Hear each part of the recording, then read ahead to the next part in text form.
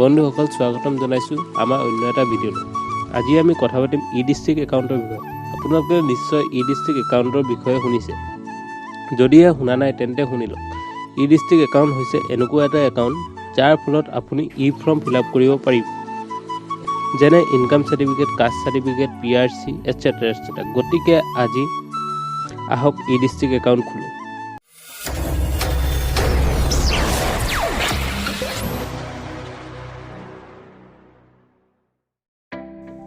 প্ৰথমতে আপোনালোকৰ মোবাইলত থকা ক্ৰোম ব্ৰাউজাৰ বা ডেস্কটপত থকা ক্ৰোম ব্ৰাউজাৰটো অ'পেন কৰি ল'ব। লোৱাৰ পিছত মই তলত এটা লিংক দিছোঁ, সেই লিংকটো ক্লিক কৰি পিনে অন কৰি ল'ব। তাৰপিছত ওপৰত যোনটো কাৰ চিন দি দেখুৱাইছে চাইন ইন, সেইটো ক্লিক কৰি দিব। ক্লিক কৰাৰ পিছত ক্ৰিয়েট একাউণ্টত ক্লিক কৰিব। কৰাৰ পিছত এই ডিটেইলছকেইটা ফিল আপ কৰি দিব। মই ফিল আপ কৰি ল'ব।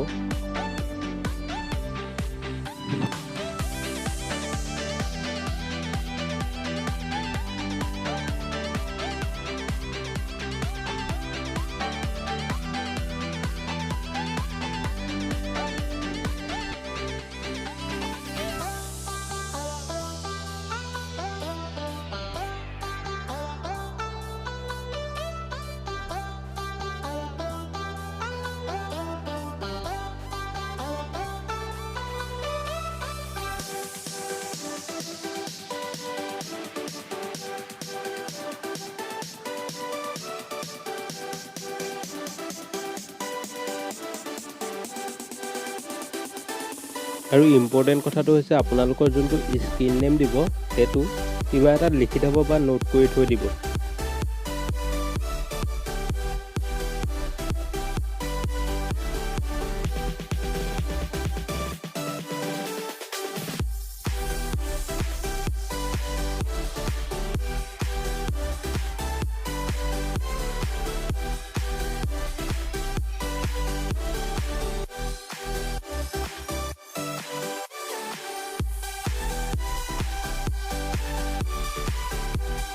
এতিয়া আমাৰ গোটেই ফিল আপ হৈ গ'ল।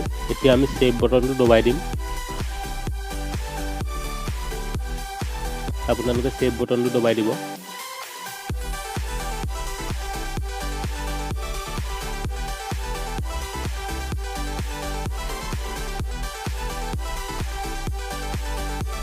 ওপৰত লিখা আছে দেখিছেই নহয়, আপোনাৰ জিমেইল আইডিত এটা মেইল এটা গৈছে। মেইলটোত আপোনালোকৰ পাছপোৰ্ট এটা আছে, পাছপোৰ্টটো তাত এণ্টাৰ কৰি দিব। মই কৰি আছোঁ, চাওক।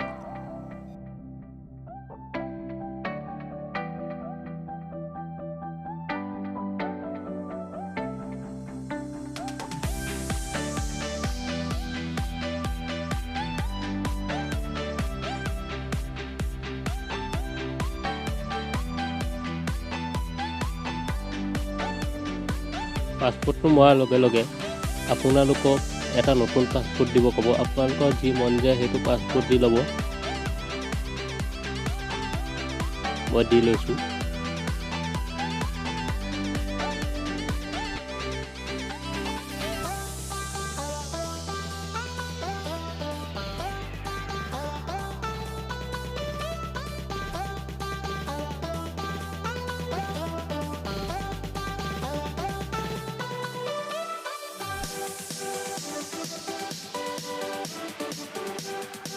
দিয়াৰ পিছত এনেকুৱা এটা কুৱেশ্যন আপোনালোকে চিলেক্ট কৰি পিনে তাৰ এনচাৰ এটা দি ল'ব ছিকিউৰিটি ৰিজনৰ কাৰণে। যদি বাই চান্স কেতিয়াবা ফৰগট পাছপোৰ্ট মাৰিব লগা হয় তেতিয়াহ'লে এই ৰিজন, যদি মোবাইল নম্বৰটো হেৰাই যায় তেতিয়াহ'লে এই এনচাৰটো দি পিনে আপোনালোকে ৰিকভাৰ কৰিব পাৰিব আইডিটো। হয়, এতিয়া আমি গোটেই একাউণ্টৰ কামটো হৈ গৈছে। এতিয়া আমি বেক কৰি লৈছোঁ, হোম পেজত আহিছোঁ। হোম পেজত আহি পিনে এই তলত click here for e district service registration দেখিছে, তাত ক্লিক কৰিব। ক্লিক কৰাৰ পিছত এনেকুৱা এটা ইণ্টাৰফেচ খোল খাব, চাই লওক আপোনালোকে। এখন ফৰ্ম এখন খোল খাব। এই ফৰ্মখন ফিল আপ কৰি ল'ব আপোনালোকে যি যি আছে। আধাৰ কাৰ্ড নাই যদি টেনশ্যন নাই, পান নম্বৰ দিলেও হৈ যাব। এইকেইটা ফিল আপ কৰি লওক পুটুককৈ। ফিল আপ হৈ যোৱাৰ লগে লগে জেনেৰেট OTP বুলি আছে, জেনেৰেট OTPত ক্লিক কৰি দিব। আৰু আপোনালোকৰ মোবাইল নম্বৰ যোনটো দিছিলে সেইটোত এটা পাছপোৰ্ট এটা গুচি যাব, মানে OTP ওৱান টাইম পাছপোৰ্ট।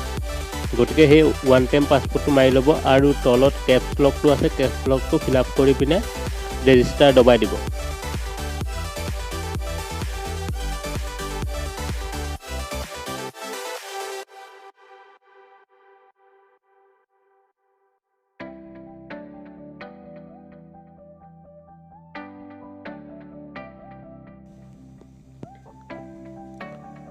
এয়া দেখিব পাইছে আপোনালোকৰ একাউণ্ট ছাকচেছফুলি ৰেজিষ্টাৰ হৈ গ'ল। এতিয়া বেক আহিছোঁ। বেক অহাৰ পিছত এই লিষ্ট অফ অনলাইন ছাৰ্ভিচেছ দেখিছে নহয়, এইটোত ক্লিক কৰি দিব।